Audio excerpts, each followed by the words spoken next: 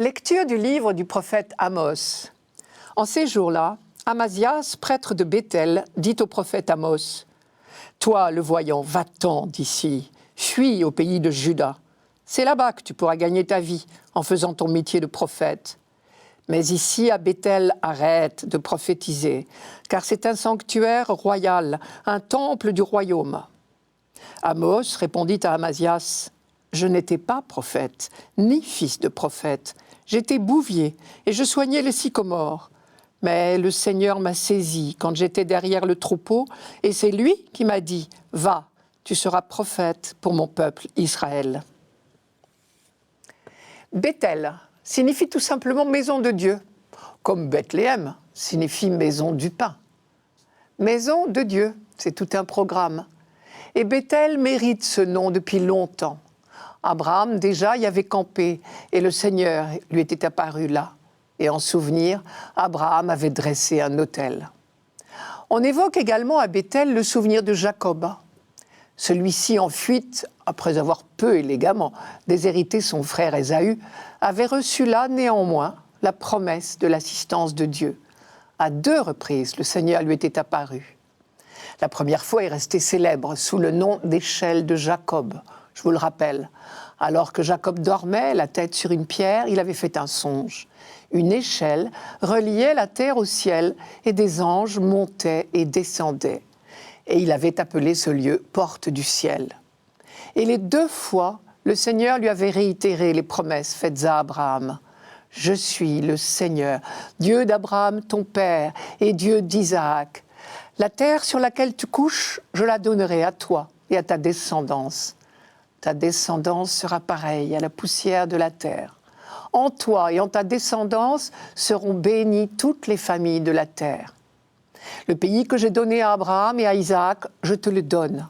À ta descendance après toi, je donnerai ce pays. » Quand des siècles plus tard, en 931, Jéroboam Ier, le roi du tout nouveau petit royaume du Nord, né de la sécession des tribus du Nord après la mort de Salomon, quand ce roi Jéroboam chercha à doter son pays d'un sanctuaire capable de concurrencer Jérusalem, le lieu de Béthel, si mémorable, était tout indiqué. Aujourd'hui, nous voilà 200 ans plus tard, vers 750 environ, sous le règne de Jéroboam II. C'est à Béthel, précisément, qu'Amos eut à accomplir sa très éphémère carrière de prophète. Quelques mois à peine, probablement. Mais il a eu le temps d'en dire assez pour que ses prédications donnent naissance à un livre, le premier en date des livres prophétiques. Un livre très court, 10 pages à peine dans nos Bibles, notes comprises, mais un livre admirable. Un souffle extraordinaire traverse les pages d'Amos. Et même si le prêtre Amazias a pu le faire taire, rien n'effacera plus jamais ces paroles, puisqu'elles font désormais l'objet de ce petit livre. Il faut prendre le risque de le lire d'une traite et de se laisser emporter par la véhémence de ces 9 chapitres de propos plutôt musclés, bien représentatifs des prophètes de l'Ancien Testament. Amos use d'un style extrêmement imagé et varié, qui alterne oracles solennels, visions étranges, récits quasi journalistiques et même parfois des énigmes. Quant au fond, on trouve bien chez Amos les 2 axes de la prédication habituelle des prophètes. Des paroles d'espoir, des promesses de salut pour ceux qui traversent une période difficile. Et aussi des avertissements et même des menaces à l'adresse de ceux qui oublient trop facilement les exigences de l'Alliance. Et sur ce chapitre, Amos a de quoi faire. Partout il ne voit qu'injustice, règne de l'argent, corruption, écrasement des pauvres. Il ne mâche pas ses mots. C'est probablement à Béthel même qu'il a dit de la part du Seigneur « Je déteste, je méprise vos pèlerinages, je ne puis sentir vos rassemblements quand vous faites monter vers moi des holocaustes. Et dans vos offrandes, rien qui me plaise. Votre sacrifice de bête grasse, j'en détourne les yeux. Éloigne de moi le bruit de tes cantiques, le jeu de tes harpes, je ne veux pas l'entendre. » Au passage, il faut noter que le prophète Isaïe tonitru à la même époque et presque dans les mêmes termes, mais à Jérusalem cette fois. C'est le premier chapitre d'Isaïe. Traduisez « Ne vous croyez pas quitte avec Dieu sous couvert de vos belles cérémonies. Commencez par vivre dans l'obéissance à la volonté de Dieu, c'est-à-dire la pratique de la justice. » Il faut dire que la corruption sévissait qu'au point qu'Amos a pu dire « Il change le droit en poison et il traîne la justice à terre. » Ou encore « Je connais la multitude de vos révoltes, l'énormité de vos péchés, oppresseurs du juste, extorqueurs de rançon. Il déboute les pauvres au tribunal. » Et Amos va même jusqu'à se permettre un jeu de mots sur le nom de Béthel. La maison de Dieu est devenue à ses yeux la maison d'iniquité. Comme tous les prophètes, il rappelle que de telles pratiques engendrent toujours des catastrophes. Osée, son cadet de quelques années, dans le royaume du Nord aussi, aura cette phrase magnifique et terrible à la fois, à propos justement de Samarie, la capitale, qui sème le vent, récolte la tempête. On comprend que le clergé local ait préféré se passer des services d'Amos. Pour se débarrasser de ce trou bavard, on l'accuse de propos séditieux. Il est dénoncé auprès du roi pour incitation à la révolte. Et c'est notre texte de ce dimanche. Cette disgrâce nous vaut le récit de sa vocation de prophète. Éleveur de bétail dans le royaume du Sud, à Tekoa, dans les environs de Bethléem, rien ne le prédisposait à cette carrière inconfortable. Mais le Seigneur l'a saisi, comme il dit. Comment résister ?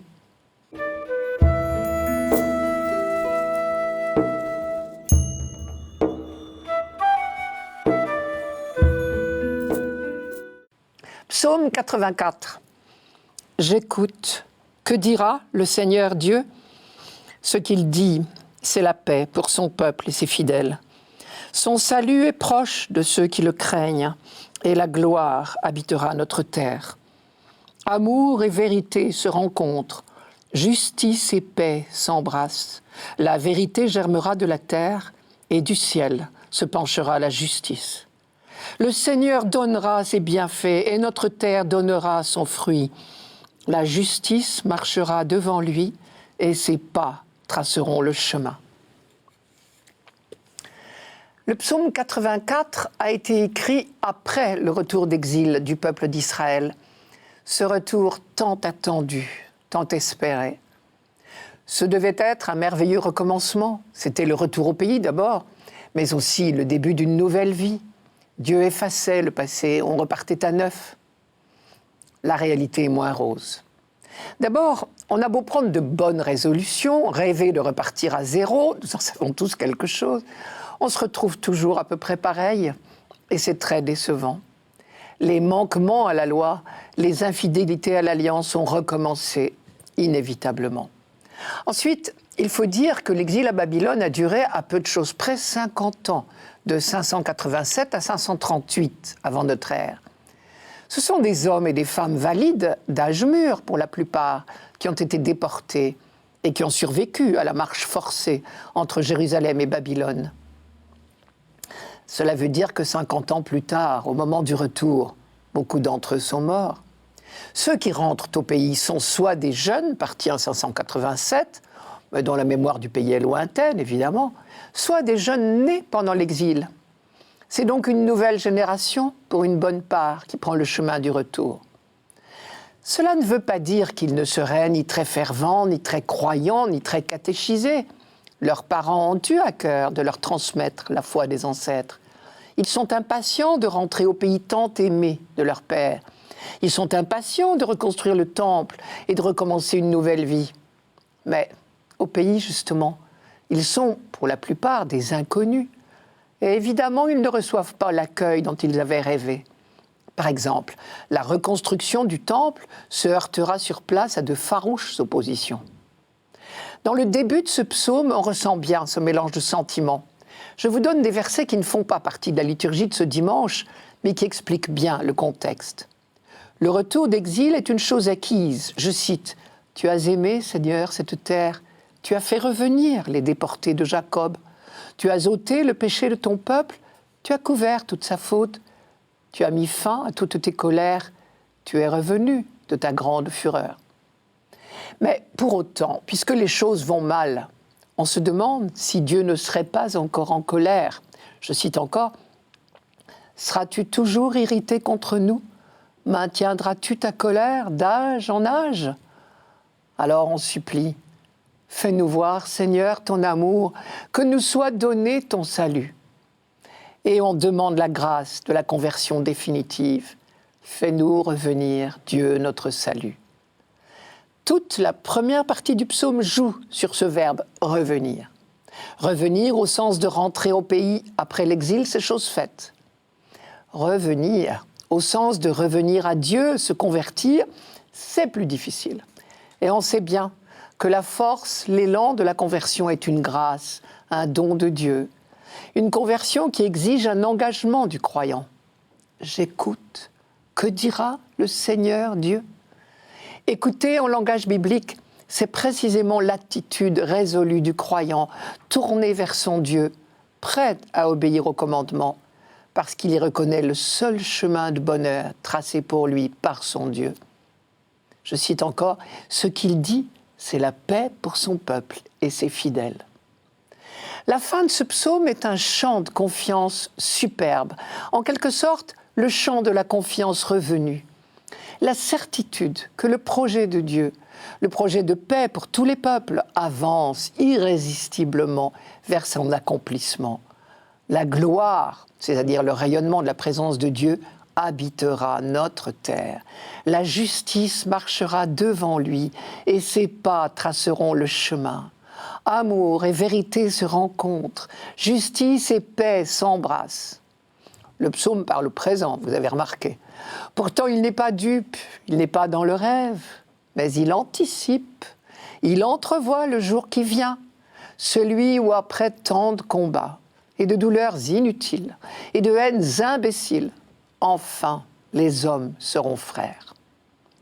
Pour les chrétiens, ce jour s'est levé, depuis que Jésus-Christ s'est levé d'entre les morts. Et à leur tour, les chrétiens ont chanté ce psaume. Et pour eux, bien sûr, à la lumière du Christ, il a trouvé tout son sens. Le psaume disait « Son salut est proche de ceux qu'il aime ». Mais rappelez-vous, le nom de Jésus veut dire « Dieu salue » ou « Dieu sauve ». Le psaume disait « La vérité germera de la terre ». Mais Jésus lui-même a dit « Je suis la vérité ». Et le mot « germe » lui-même, ne l'oublions pas, était l'un des noms du Messie dans l'Ancien Testament. Ou encore, le psaume disait « La gloire habitera notre terre ». Et Saint Jean, dans son évangile, nous dit « Le Verbe s'est fait chair et il a habité parmi nous. Et nous avons vu sa gloire, cette gloire qu'il tient du Père. » Le psaume disait « J'écoute, que dira le Seigneur Dieu ?»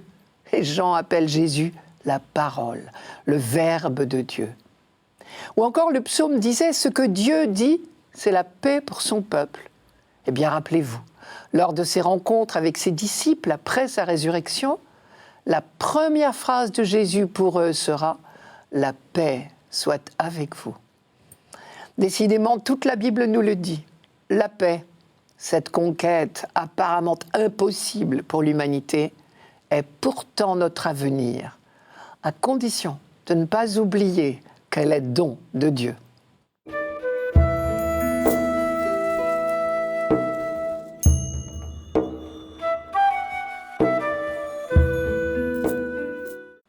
Lecture de la lettre de saint Paul apôtre aux Éphésiens. Béni soit Dieu, le Père de notre Seigneur Jésus-Christ. Il nous a bénis et comblés des bénédictions de l'Esprit au ciel dans le Christ. Il nous a choisis dans le Christ avant la fondation du monde pour que nous soyons saints, immaculés devant lui dans l'amour. Il nous a prédestinés à être pour lui des fils adoptifs par Jésus le Christ. Ainsi il a voulu sa bonté, à la louange de gloire de sa grâce, la grâce qu'il nous donne dans le Fils bien-aimé. En lui, par son sang, nous avons la rédemption, le pardon de nos fautes. C'est la richesse de la grâce que Dieu a fait déborder jusqu'à nous en toute sagesse et intelligence. Il nous dévoile ainsi le mystère de sa volonté, selon que sa bonté l'avait prévu dans le Christ. Pour mener les temps à leur plénitude, récapitulait toutes choses dans le Christ, celles du ciel et celles de la terre. En lui, nous sommes devenus le domaine particulier de Dieu. Nous y avons été prédestinés, selon le projet de celui qui réalise tout ce qu'il a décidé. Il a voulu que nous vivions à la louange de sa gloire, nous qui avons d'avance espéré dans le Christ. En lui, vous aussi, après avoir écouté la parole de vérité, l'évangile de votre salut, et après y avoir cru, vous avez reçu la marque de l'Esprit Saint. Et l'Esprit promis par Dieu est une première avance sur notre héritage en vue de la rédemption que nous obtiendrons à la louange de sa gloire. Voilà peut-être la plus belle prédication de l'histoire chrétienne. On pourrait l'appeler l'hymne de jubilation de Paul. Dans le texte grec, ces 12 versets ne forment qu'une seule phrase d'action de grâce. Paul y déploie la grande fresque du projet de Dieu et il nous invite à nous associer à sa contemplation émerveillée. Ce projet que nous avons pris l'habitude, avec la traduction œcuménique, la TOB, d'appeler le dessein bienveillant de Dieu, est de rassembler l'humanité au point de ne faire qu'un seul homme, en Jésus-Christ, à la tête de la création tout entière. Je cite, « Dieu nous a fait connaître le dessein bienveillant qu'il a d'avance arrêté en lui-même pour mener les temps à leur accomplissement, réunis à l'univers entier sous un seul chef, le Christ, ce qui est dans les cieux et ce qui est sur la terre. » Première bonne nouvelle, Dieu a un projet sur nous et sur l'ensemble de la création. L'histoire humaine a donc un sens, ce qui veut dire à la fois direction et signification. Pour les croyants, les années ne se succèdent pas toutes pareilles. Notre histoire avance vers son accomplissement. Nous allons, comme dit Paul, vers la plénitude des temps. Ce projet, nous ne l'aurions pas deviné tout seul. C'est un mystère pour nous, car il nous dépasse infiniment. Alors Dieu nous le révèle. Dans le vocabulaire de Paul, un mystère n'est pas un secret que Dieu garderait jalousement pour lui. Au contraire, c'est son intimité à laquelle il nous convie. Il nous fait découvrir une autre sagesse, une autre intelligence que les nôtres. Sous-entendu, sa sagesse à lui, son intelligence à lui. Deuxième bonne nouvelle, cette volonté de Dieu n'est qu'amour. C'est le sens de l'expression « à la louange de la gloire de sa grâce ». C'est-à-dire que Dieu sera reconnu comme le Dieu de la grâce, ce qui veut dire tout simplement le Dieu dont l'amour est gratuit. Déjà, le prophète Jérémie savait dire que, je cite Jérémie, « les projets de Dieu ne sont que des projets de paix et non de malheur ». C'est Jérémie chapitre 29, verset 11. Et depuis la venue du Christ, nous savons mieux encore ce qu'est la volonté de Dieu. Le Dieu qui n'est qu'amour. La communion trinitaire structure tout ce texte de Paul. Ce Dieu veut nous faire entrer dans son intimité d'amour. Ce qui veut dire que nous pouvons toujours, en toutes circonstances, souhaiter que sa volonté soit faite, parce qu'elle n'est que bonne. Troisième insistance de ce texte, ce projet de Dieu s'accomplit à travers le Christ. Celui-ci est cité de nombreuses fois dans ces quelques lignes. Tout advient par lui, avec lui et en lui, comme dit la liturgie. Je cite, « Dieu nous a prédestinés à être pour lui des fils adoptifs par Jésus le Christ. » Au vrai sens du terme, le centre du monde, le centre de l'histoire humaine, l'alpha et l'oméga, c'est Jésus-Christ. Lui, le Fils bien-aimé, en qui nous sommes comblés de la grâce du Père, comme dit Paul. Lui en qui nous serons tous réunis quand viendra la plénitude des temps. Lui en qui nous avons écouté cette bonne nouvelle.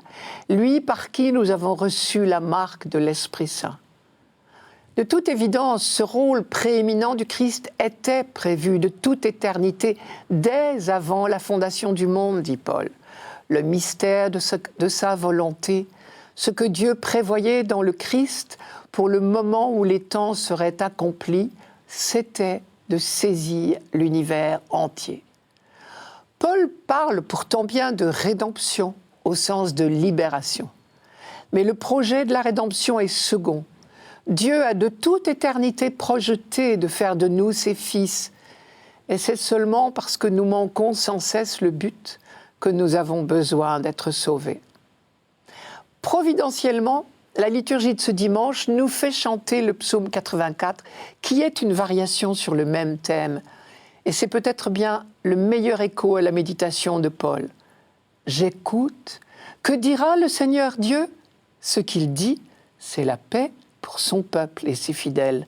Son salut est proche de ceux qui le craignent, et la gloire habitera notre terre. Amour et vérité se rencontrent, justice et paix s'embrassent. La vérité germera de la terre, et du ciel se penchera la justice. Le Seigneur donnera ses bienfaits, notre terre donnera son fruit. La justice marchera devant lui, et ses pas traceront le chemin. »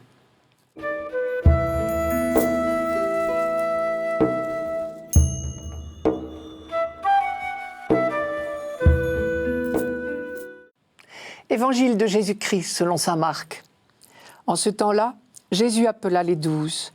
Alors il commença à les envoyer en mission 2 par 2. Il leur donnait autorité sur les esprits impurs et il leur prescrivit de ne rien prendre pour la route, mais seulement un bâton. Pas de pain, pas de sac, pas de pièces de monnaie dans leur ceinture. Mettez des sandales, ne prenez pas de tunique de rechange. Il leur disait encore: quand vous avez trouvé l'hospitalité dans une maison, restez-y jusqu'à votre départ. Si dans une localité on refuse de vous accueillir et de vous écouter, partez et secouez la poussière de vos pieds. Ce sera pour eux un témoignage. Ils partirent et proclamèrent qu'il fallait se convertir. Ils expulsaient beaucoup de démons, faisaient des onctions d'huile à de nombreux malades et les guérissaient. Jésus envoie les 12 en mission, et voilà les 3 consignes qu'il leur donne. Allez 2 par 2, n'emportez que le strict nécessaire, ne pas se laisser impressionner par la persécution inévitable, avec cette expression « secouer la poussière de ses pieds ». Premièrement, allez 2 par 2. Cela semble une pratique habituelle de Jésus. Marc en donne quelques exemples par la suite. Par exemple, pour préparer l'entrée à Jérusalem, je cite: « Lorsqu'ils approchent de Jérusalem, près de Bethphagée et de Béthanie, vers le mont des Oliviers, Jésus envoie 2 de ses disciples et leur dit: « Allez au village qui est devant vous, vous trouverez un ânon attaché. » Même chose pour préparer la Pâque. Je cite encore: « Il envoie 2 de ses disciples et leur dit: « Allez à la ville, un homme viendra à votre rencontre portant une cruche d'eau. » Il y a là peut-être la trace de la coutume juive selon laquelle un témoignage n'était recevable que quand il était porté par 2 personnes au moins. Je cite: « C'est sur les déclarations de 2 ou de 3 témoins qu'on pourra instruire une affaire. » C'est dans le livre du Deutéronome. L'évangélisation aussi est affaire de témoignage. Elle n'est pas une affaire individuelle. Plus tard, les apôtres garderont cette habitude. Ainsi, Pierre et Jean vont ensemble prêcher au temple de Jérusalem. Ou bien Paul et Barnabé font équipe longtemps en Syrie et en Asie mineure. Et après leur séparation, Paul continue la mission avec un autre, Silas. Deuxième consigne de Jésus, n'emporter que le strict nécessaire. Il leur prescrivit de ne rien emporter pour la route, si ce n'est un bâton, de n'avoir ni pain, ni sac, ni pièces de monnaie dans leur ceinture. Mettez des sandales, ne prenez pas de tunique de rechange. Leurs seuls instruments doivent être ceux de la marche, si je comprends bien, la marche pour la mission. En entendant cette consigne, les apôtres ont peut-être évoqué la marche de leur Père dans la foi, la nuit de la fameuse Pâque de la sortie d'Égypte, la ceinture aux reins, les sandales aux pieds, le bâton à la main, comme le raconte le livre de l'Exode. La longue marche de l'Église, peuple de Dieu, commence ici. Elle exige mobilité, disponibilité, liberté d'esprit. Troisième consigne donnée par Jésus, ne pas se laisser impressionner par la persécution inévitable. D'après le récit de Marc, les apôtres viennent tout juste d'assister à l'échec de Jésus à Nazareth. Et depuis le début de l'Évangile, ils ont vu naître et grandir l'opposition des scribes et des pharisiens. Il semble bien que la persécution doive être de tout temps le lot des prédicateurs et des prophètes. La première lecture nous en donne un cuisant exemple avec Amos, renvoyé dans ses foyers au bout de quelques mois seulement de prédication. Vous vous rappelez la phrase de Amasias, « Va-t'en d'ici avec tes visions ». On peut se demander pourquoi la persécution est inévitable, pourquoi nul n'est prophète en son pays, comme l'a déclaré Jésus à Nazareth. Si l'évangélisation consiste à annoncer partout l'amour et le pardon de Dieu, pourquoi rencontre-t-elle tant d'opposition ? Parce que nous avons la nuque raide, comme disait Moïse, parce que nous avons d'autres idées sur Dieu, enfin, parce que nous avons le cœur endurci. Or, si Dieu est amour et pardon, il va nous demander d'être à son image, et donc ça va nous remettre en question. C'est pour toutes ces mauvaises raisons, je crois, que Jésus a été crucifié et tant d'autres martyrisés à leur tour. Face à ces refus, Jésus ne préconise pas la violence, ni le mépris évidemment, mais la persévérance et la sérénité.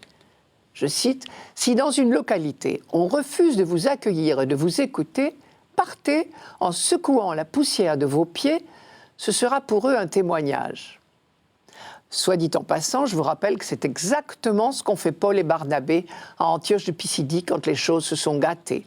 On lit ça au chapitre 13 des Actes des Apôtres. Comment comprendre ce geste qui doit être pour les gens un témoignage, comme dit Jésus ? C'est d'abord une manière de dire « Nous respectons votre liberté. Nous ne sommes pas venus chez vous pour prendre quoi que ce soit contre votre gré, fût-ce de la poussière. » Saint Luc a cette formule « Même la poussière de votre ville qui s'est collée à nos pieds, nous l'essuyons pour vous la rendre. Pourtant, sachez-le, le règne de Dieu est arrivé. » C'est au chapitre 10 de Saint Luc. C'est aussi, je crois, une invitation à ne pas se laisser arrêter par les échecs, repartir le pied léger, quoi qu'il arrive. Mais les apôtres, heureusement, ne rencontreront pas que de l'hostilité et des cœurs endurcis. La croissance irrésistible des communautés chrétiennes après la résurrection du Christ en est la preuve. Et les actes des apôtres rapportent les noms de nombreuses personnes qui ont ouvert leur maison aux prédicateurs de l'Évangile. Et dans ce cas-là, la recommandation de Jésus est simple. Quand vous avez trouvé l'hospitalité dans une maison, restez-y jusqu'à votre départ. Accepter l'hospitalité d'autrui, c'est l'honorer.